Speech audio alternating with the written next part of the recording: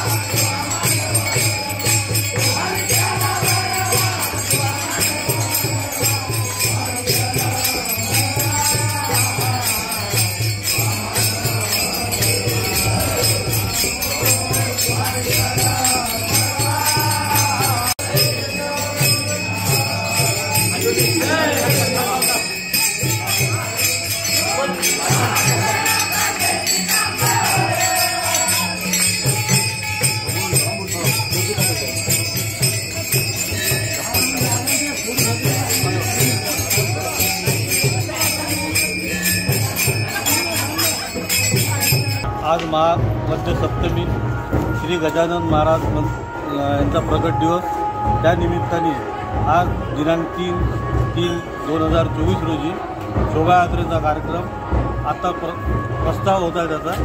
आणि दरवर्षीप्रमाणे याही वर्षी 6 दिवसाचा श्रीराम कथा हा कार्यक्रम आयोजित केलेला होता।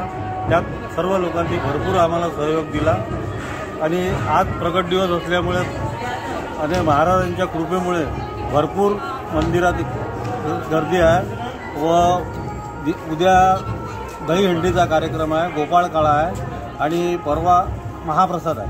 त्याकरता सर्वजण अमरावती शहरातल्या आमंत्रित आहेत।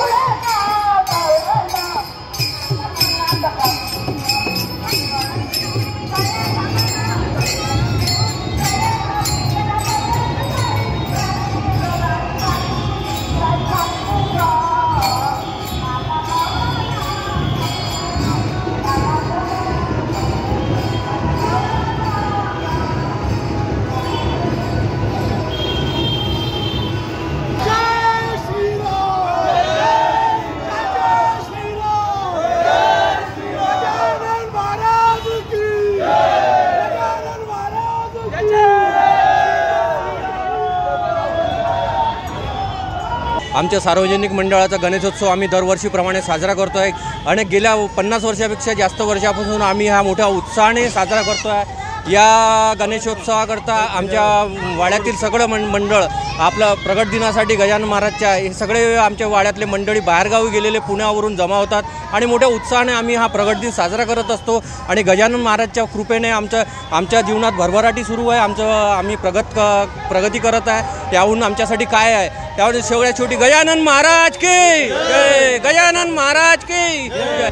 गजानन महाराज वकील लाईन मित्र परिवार आणि गजानन महाराज वकील आमचे 3-4 उत्सव होतात दरवर्षीप्रमाणे, गणपती उत्सव, दुर्गा उत्सव आणि प्रगट उत्सव। 1 फुटाच्या मूर्तीपासून आम्ही सुरुवात केली आहे। आज आमची भव्य दिव्य मूर्ती पण आहे आणि त्यासोबत आम्ही राम दरबार पण ही मूर्ती पण स्थापन केलेली आहे। हा वकील यांचा उत्सव पहिले गेटच्या बाहेर असल्यामुळे कमीत कमी 10,000 लोकांचा प्रसाद पण असतो, महाप्रसाद। तो आमच्या येणाऱ्या 5 तारखेला आहे।